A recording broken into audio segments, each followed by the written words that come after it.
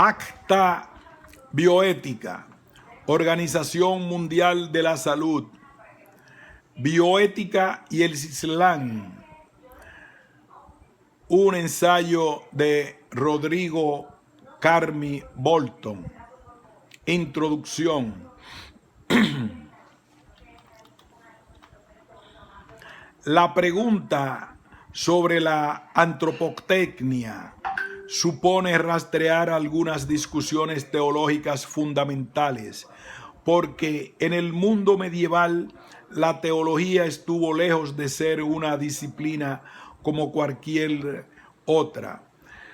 Al contrario, fue siempre el dispositivo que catalizó la institucionalización de los diversos modos de gobierno. A esta luz habría que leer las discusiones sobre el estatuto de la providencia, sobre la voluntad de Dios, sobre la creación, sobre el problema del mal, la justicia, etc. Y a su vez habrá que interrogarse por esas formas teológicas que dieron lugar y no dejan de dar lugar hoy día a la modernidad. Es decir, se trata de ver no la causa teológica judía, cristiana o islámica en la modernidad, sino como la propia modernidad deja entrever su propio origen teológico. La providencia no es una mera causa, sino un origen que no deja de actuar en el presente. Piénsese solamente en el dispositivo de la confesión, cuya genealogía remite a las formas pastorales del cristianismo monástico, según los trabajos de Michel Foucault. Es natural ceñirse al esquema prefabricado que se propone hoy, instalado al Islam en el Oriente de un determinado Occidente. De este modo, se presupone la separación previa entre Oriente y Occidente como dos entidades, si no contrapuestas, al menos diferentes entre sí. Esta separación da lugar en el periodismo actual a dos tesis inversas, pero igualmente cómplices. Por un lado, la tesis del choque de civilizaciones, según la cual, después de la caída de todo referente ideológico, habrían quedado las civilizaciones desnudas que comienzan a conflictuar entre sí.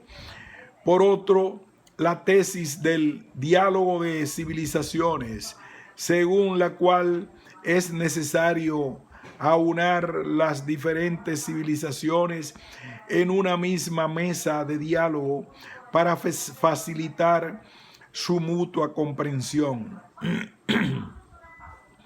Con el fin de evitar situarnos en contra o a favor de este cliché civilizacional que impone el periodismo actual, quisiera abrir otro lugar desde el cual pensar el problema. Este lugar, este terreno común, es el monoteísmo, que se sitúa como el horizonte antropotécnico sobre el cual se levanta el judaísmo, el cristianismo y el islam, las tres religiones de raíz abrahámica. Ahora bien, el monoteísmo se sitúa desde el principio a la luz de una paradoja. Dice Jean-Luc Dancy, lo enuncio así: el monoteísmo es en realidad el ateísmo. ¿Cómo el monoteísmo puede ser pensado como un ateísmo y por tanto como el nihilismo occidental puede ser pensado como la deriva más propia del monoteísmo? Todo monoteísmo se caracteriza no solamente por reducir la multiplicidad de los dioses a la unidad del único Dios, sino también por el hecho de que Dios se ha retirado del mundo y ha dejado a los hombres a su haber. El monoteísmo, a diferencia del politeísmo, supone una separación ontológica entre Dios y el mundo, entre la divinidad y la humanidad. Es lo que los teólogos llaman diástasis. Esto es el hiato, la abertura entre Dios y el hombre.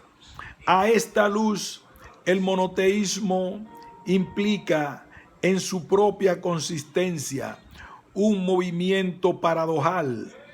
Por un lado, subjetiva a los hombres en la unicidad absoluta de Dios y por otro, los abandona a su haber en el desierto, que es el mundo.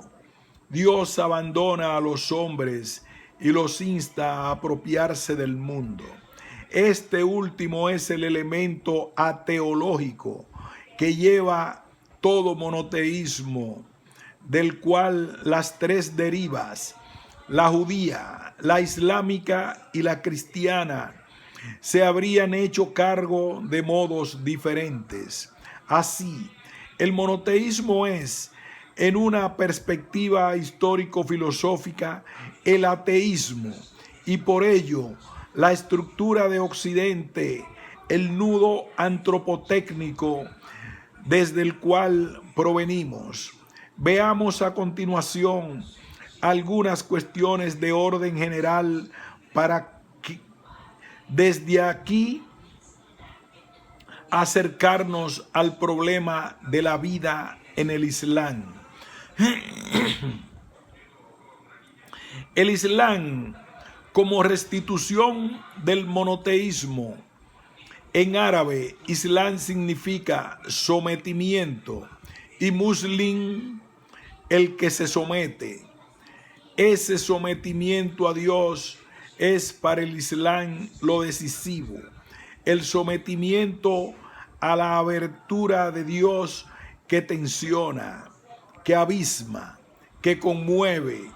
Si se pone atención, la palabra Islam y Muslim comparten una misma estructura consonante y, como sucede en árabe, todas las palabras que comparten una estructura consonante comparten a su vez un mismo campo semántico. Así pues, Islam y Muslim llevan consigo la raíz consonante Eslim, de la cual se compone la palabra de raíz hebrea salam, que significa paz. Islam, Muslim y Salam configuran una sola constelación que tiene lugar en la revelación coránica. En dicha constelación el hombre se sitúa frente a lo abierto, frente a la invisible presencia de Dios, esa abertura ontológica que expone al hombre a lo radicalmente otro. El hombre expuesto, es decir, situado fuera de sí, orientado totalmente a Dios. Es eso lo que define al muslim y lo que designa Islam.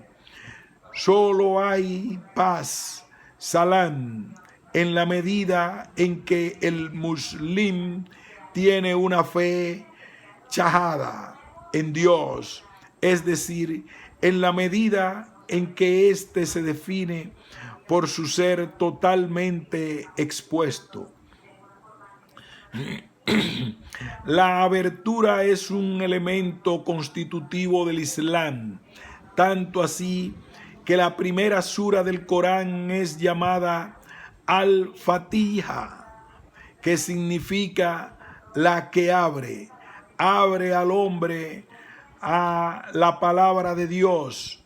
Esa apertura es fatija, es pues lo que define la revelación, porque desde el punto de vista del Islam, la revelación constituye el acontecimiento originario por el cual la palabra de Dios, que es palabra creadora, se comunica por última vez a los hombres. Ahora bien, lo que Dios revela a los hombres es la Sharia o ley islámica que va a regir toda la vida de la comunidad umma musulmana. La ley viene a dar contenido al abismo de la revelación de Dios.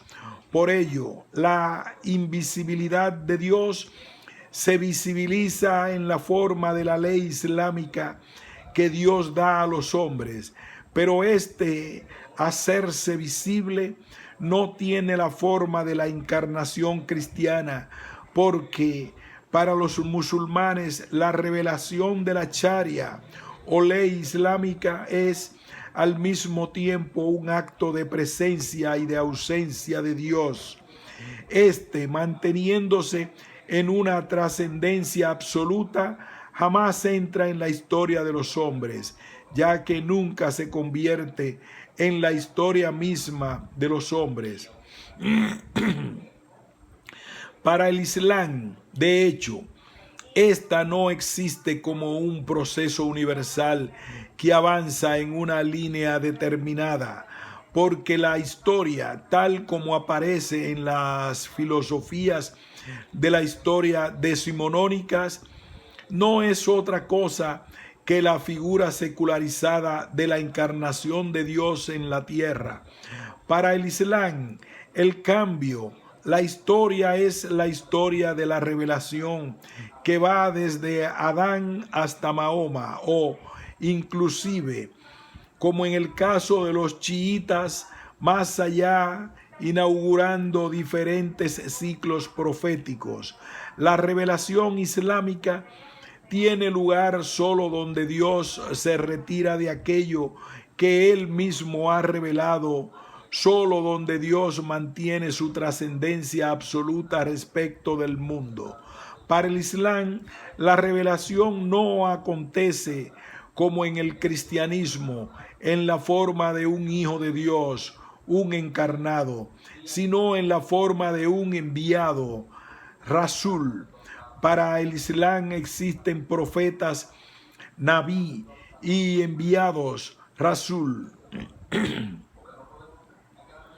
Los primeros exhortan y advierten, responden a la figura veterotestamentaria de los profetas. Los segundos, en cambio, no solo exhortan y advierten, sino que además constituyen un escrito en el cual consignan las revelaciones divinas. En este último caso, Abraham, Moisés y Jesucristo constituyen los tres grandes enviados, a los cuales se agrega un cuarto que es Mahoma. La operación teológica del Islam no hace otra cosa que reescribir la historia de la revelación, retornando a Abraham antes que a Moisés o a Jesús. ¿Por qué? Porque el centro de la polémica lo constituye la fisura producida en el seno del monoteísmo entre judíos y cristianos. Recuérdese que desde un punto de vista histórico, previo al surgimiento del Islam, comunidades judeocristianas habitaban en la península arábiga, las cuales, si bien reconocían a Jesús, no lo asumían como hijo de Dios.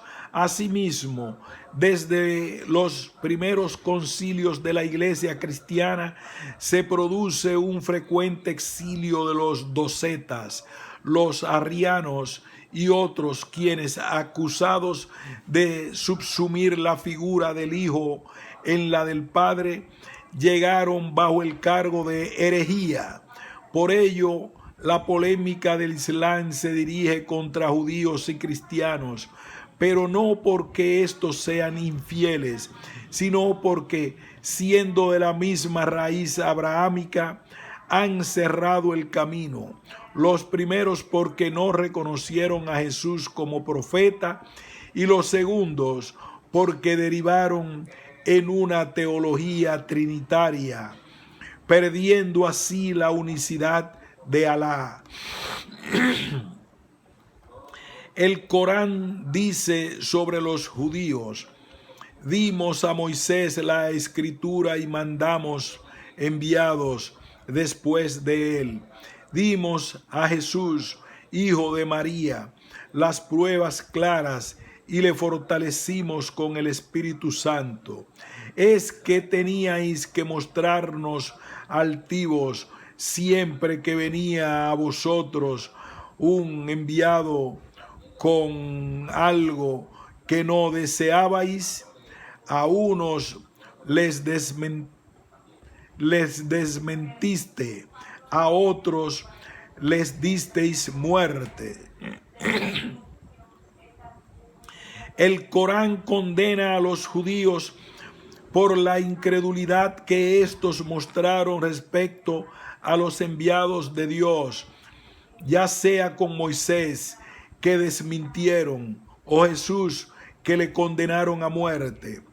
Y contra los cristianos se lee: gente de la Escritura, no exageréis en vuestra religión, no digáis que Dios, sino la verdad, que el ungido Jesús, hijo de María, es solamente el enviado de Dios y su palabra, que Él ha comunicado a María y a un espíritu que procede de Él. Creed pues en Dios y en sus enviados. No digáis 3, basta ya, será mejor para vosotros. Dios es solo un Dios, uno, gloria a Él. Tener un hijo suyo es lo que está en los cielos y en la tierra. Dios basta como protector. Es decir, para el Corán, la deriva trinitaria del cristianismo aleja a los hombres de la unicidad de Dios, que sitúa a Jesús como un enviado más para convertirlo en el Hijo de Dios, es decir, para situarlo como el Verbo encarnado. Pero esto no significa que para el Corán judíos y cristianos tengan el estatuto de infieles, sino que ambos, por el solo hecho de creer en Dios y pertenecer por tanto al linaje abrahámico, pueden entrar en el jardín del Edén. Es por ello que ni los judíos ni los cristianos son tratados como los asociadores, ni como los incrédulos en general. De ahí la operación coránica de volver a la figura de Abraham para situarlo como un Hanif, es decir, como aquel que, no siendo judío ni cristiano, es sometido a Dios. Dicen: si sois judíos o cristianos, estáis en la vía recta. Di: no antes bien la religión de Abraham, que fue Hanif y no asociador. Decid: creemos en Dios y en lo que se nos ha revelado, en lo que reveló a Abraham, Ismael, Isaac, Jacob y las tribus, en lo que Moisés, Jesús y los profetas recibieron de su Señor. No hacemos distinción entre ninguno de ellos y nos sometemos a Él. Estas dos aleyas de la Sura 2 muestran muy bien la operación que pretende realizar el Islam a saber, unificar la fractura del monoteísmo y situarse como la conciliación de ambos movimientos. Por ello, el Corán no deja de recordar: Dios, no hay más Dios que Él, el viviente, el subsistente. Él te ha revelado la Escritura con la verdad, en confirmación con los mensajes anteriores. Él ha velado la Torá y el Evangelio. No hay más Dios que Él, el poderoso, el sabio. La frase que se repite insistentemente: no hay más Dios que Él, es la frase que restituye al monoteísmo de su fractura. Un mismo Dios ha revelado la Torá, el Evangelio y el Corán, lo que tiene su equivalente en las figuras de Moisés, Jesús y Mahoma. Este último siendo la confirmación de los mensajes anteriores, se presenta como la restitución del monoteísmo, suturando o al menos intentando suturar la fractura entre judíos y cristianos. Es importante considerar que la revelación de la palabra de Dios, porque el Corán es solo palabra de Dios, no palabra humana, como en el cristianismo, se constituye como lo que en nuestro tiempo llamamos un doble vínculo, porque la revelación en cuanto a acontecimiento tiene dos caras. Por un lado, tiene una dimensión exotérica, zahir, es decir, manifiesta o aparente, si se quiere, que define a la ley sharia, que presenta ante los ojos de los hombres, que se presenta ante los ojos de los hombres. Por otro, la dimensión esotérica, batín, oculta, misteriosa, que define a la abertura infinita que Dios representa para los hombres. La dimensión exotérica trae a presencia ciertas cosas. Por ejemplo, la ley sharia. La esotérica, en cambio, enfatiza no en la ley, sino en la verdad, hakikat. Este doble vínculo que estructura a la revelación tendrá consecuencias decisivas en el devenir del propio Islam, del cual se desprenderán al menos dos vías que, por cierto, no serán las únicas y que surgen en los primeros tiempos del Islam, a partir de la disputa por la sucesión de Mahoma entre Abu Bakr, que sería el primer jalifa o sucesor del profeta, y Ali, hijo de Fátima y nieto de Mahoma. En primer lugar, surge el Islam sunita, ortodoxo, a partir del apoyo al primero, y el segundo, el Islam chiita, que sigue a Ali.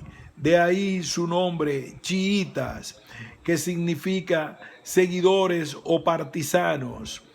El común acuerdo entre ambos es que Mahoma constituye el sello de los profetas, a través del cual se ha revelado la ley sharia.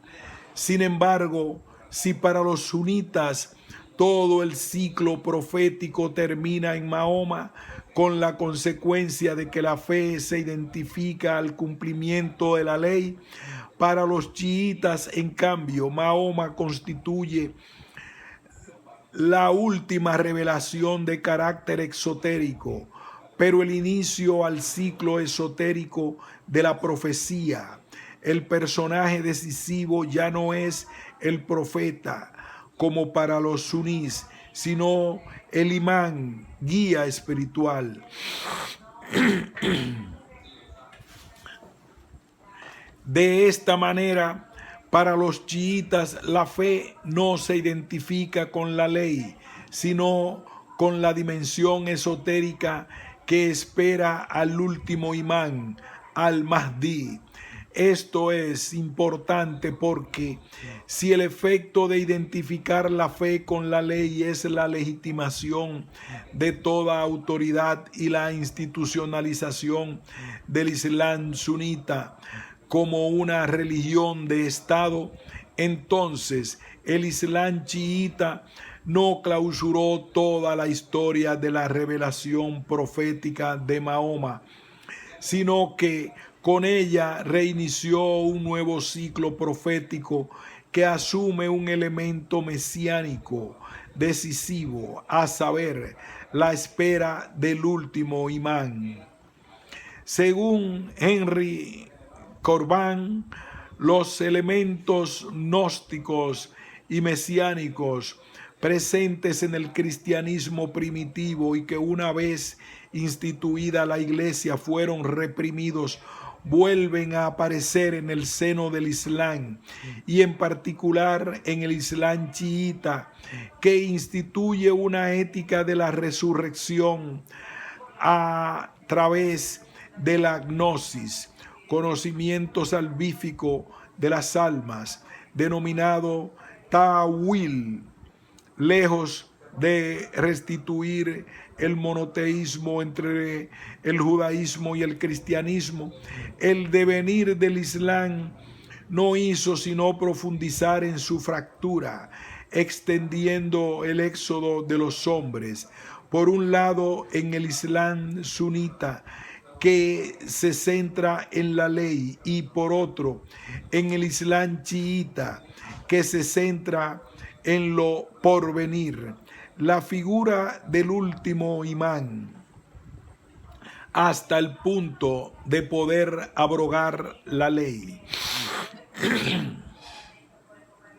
Si bien el Islam prometió la restitución del proyecto antropotécnico monoteísta, nunca lo pudo cumplir del todo, pues este proyecto encuentra en la forma del Islam una nueva y más profunda fractura que correrá en paralelo con la vía que propondrá el cristianismo.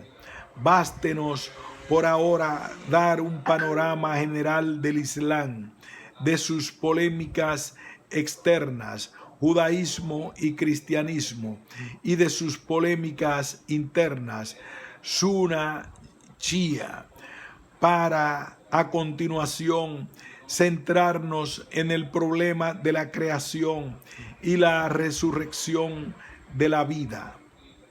Vida en el Islam. En árabe existen dos términos para designar lo que en las lenguas latinas designamos solo con uno, a saber, la vida. Por un lado, ya, que se refiere a todo el vivir, a los seres vivos, a lo fértil, lo animado, el organismo, etc. Por otro, Aish, que designa más bien la vida en su dimensión cualitativa, allí donde el hombre habita el mundo. En el Corán se utiliza generalmente la palabra allá, de la cual se deriva la palabra de resurrección, ya, o el vivificador, como atributo decisivo de Dios, Muhyag. Quizás a modo de hipótesis podríamos decir que la palabra vida, utilizada en el Corán con todas sus derivaciones, es el análogo del griego zoe, usado en el Evangelio. Es necesario confirmar si podemos hacer esta analogía y sobre todo verificar si ya es la traducción y resignificación árabe del griego Zoe. A esta luz habrá que preguntar si esta vida, en tanto donación de Dios, tiene la forma de una receptividad absoluta que, por serlo, se revela como aquello que está siempre fuera de lugar, en la medida en que está siempre frente a lo abierto.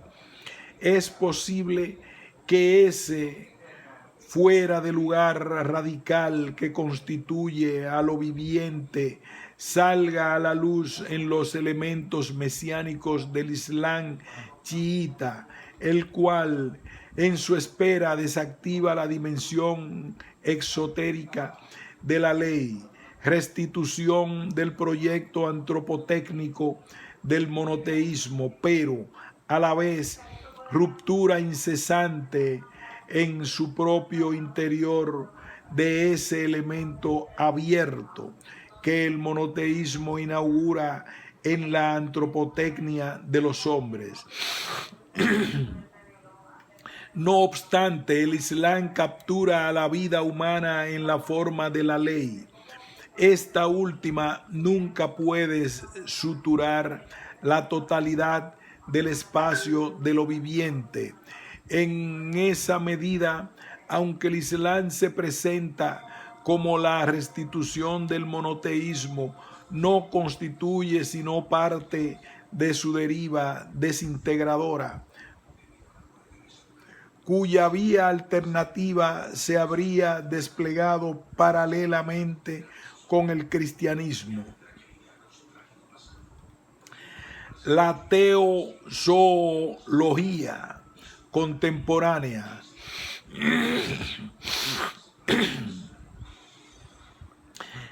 es sintomático que desde la Revolución Francesa las ciencias sociales y la filosofía no hayan dejado de pensar al mismo tiempo sobre la religión y la vida. Pareciera como si el nudo que se forma entre religión y vida pudiera decirnos algo sobre nuestra proveniencia. Al menos es lo que se puede advertir en Nietzsche y me atrevería a decir en toda la filosofía del siglo XX. El mismo Foucault, cuando desarrolla su genealogía de la biopolítica moderna, no puede dejar de tocar el poder pastoral cristiano. La teozoología, para utilizar el neologismo con el que Jacob Taubes caracterizaba a la ideología nazi, parece constituir el nudo sobre el cual gira el proyecto antropotécnico del monoteísmo, a la vez griego, musulmán, hebreo y cristiano, ya que solo en la modernidad de su despliegue planetario parece salir a la luz el núcleo radicalmente aporético que le constituye, lo abierto que estaría en el Islam. Esta situación, sin embargo, abre una vía para comenzar a pensar cómo el proyecto antropotécnico del monoteísmo pasó de la humanización de la animalidad del hombre a la animalización de la humanidad del hombre. Así pues, lo que Michel Foucault llamó biopolítica y que designa el conjunto de mecanismos por los cuales se ha hecho posible el ingreso decisivo de la vida natural a los cálculos explícitos del poder, no solo tendría una raíz cristiana, sino que, sobre todo, pertenecería a la constelación más amplia, circunscrita al proyecto antropotécnico del monoteísmo, que, como hemos visto, incluye al Islam. Por ello, el nudo teozoológico es todavía un problema que aquí solamente podemos plantear, pero que emerge cuando los diversos discursos teológicos contemporáneos, a saber, el cristianismo, el judío o el musulmán, son obligados a pronunciarse acerca de determinados problemas éticos que la deriva biopolítica moderna nos plantea. Y esto conjuntamente con el movimiento por el cual las tres religiones, y en este caso el Islam, han sufrido a su vez una biopolitización, es decir, han debido fundamentar y prescribir teológicamente la nueva realidad biomédica.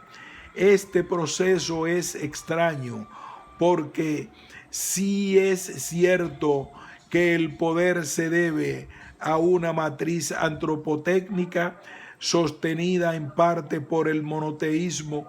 Entonces, las derivas históricas de este, a saber, el cristianismo, el judaísmo y el islam, se consuman en la forma de una biopolítica, y a su vez el biopoder revela su propio archeín teológico, instituyendo así un círculo entre la esfera teológico-jurídica y la biomédica, recordando, por cierto, que la teología fue siempre la forma más antigua de la política. ¿Qué es la antropotecnia sino ese círculo entre teología y biología, entre Dios y los vivientes, entre la divinidad y la animalidad, que en nuestro tiempo se despliega planetariamente en forma de un biopoder? Por tanto, la emergencia planetaria del biopoder, con todos los nuevos problemas éticos que ha planteado a la práctica científica, ha obligado también al Islam a tomar una posición. A continuación quisiera referirme brevemente a lo que actualmente plantean algunas fatuas islámicas respecto al aborto y la ingeniería genética respectivamente. En todo caso, hay que considerar que estas opiniones varían absolutamente entre los juristas islámicos. No existe una posición oficial precisamente, porque en el Islam no existe una autoridad pontificia que establezca dogmas. Sin embargo, es sabido que en el Islam se promulgan fatuas, es decir, dictámenes que no tienen el estatuto de ley y cuyo objetivo es resolver algún problema práctico a los musulmanes. Una fatua, entonces, no es una ley, tampoco es un decreto de una autoridad estatal ni una sentencia, porque no es promulgada por un juez y carece de todo estatuto jurídico. Recibe su autoridad solo a partir del prestigio de quien la emite, y que en general es un experto en derecho islámico, fiqh, que la promulga a la luz de una injihad, un esfuerzo de interpretación del Corán. Es interesante esta figura porque no corresponde ni a la universalidad de una ley, ni de una ley sin hechos, ni a la particularidad de los hechos sin una ley, sino más bien se presenta como la bisagra que permite una cierta orientación islámica respecto de determinados problemas. Quiero dejar en claro entonces que esos temas, el aborto y la ingeniería genética, son controvertidos para el Islam, porque sobre ellos se exhiben algunas fatuas. Aborto. En la perspectiva del Islam, el aborto se define como la salida del embrión antes de que cumpla con los plazos propios de su desarrollo. En otras palabras, se define como la salida del feto antes de cumplirse el embarazo.